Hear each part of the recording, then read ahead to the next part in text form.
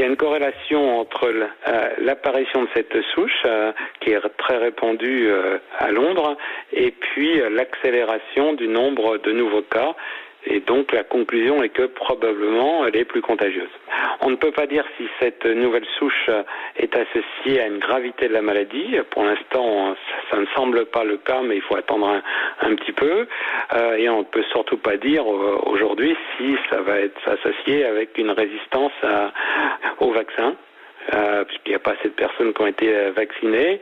L'avantage, c'est que comme le vaccin ARN est plus facile à faire, il est plus facile à modifier aussi. Et donc tout l'intérêt de suivre ça, c'est parce que ça pourrait conduire très rapidement Pfizer ou Moderna à changer leur vaccin. Le professeur Philippe Frogel, généticien au CHU de Lille, joint par Yasmina Katou. Alors une nouvelle rassurante, toutefois le gouvernement allemand assure que selon les experts de l'Union européenne, les vaccins actuels contre le Covid restent efficaces face à cette nouvelle souche. Et c'est d'autant plus important de le préciser que l'Agence européenne du médicament doit se réunir aujourd'hui pour donner son feu vert au vaccin Pfizer. L'objectif, débuter les campagnes de vaccination dès la fin du mois dans les 27 pays de l'Union européenne. La France a enregistré 12 799 nouveaux cas de contamination au Covid-19 ces dernières 24 heures, 131 décès.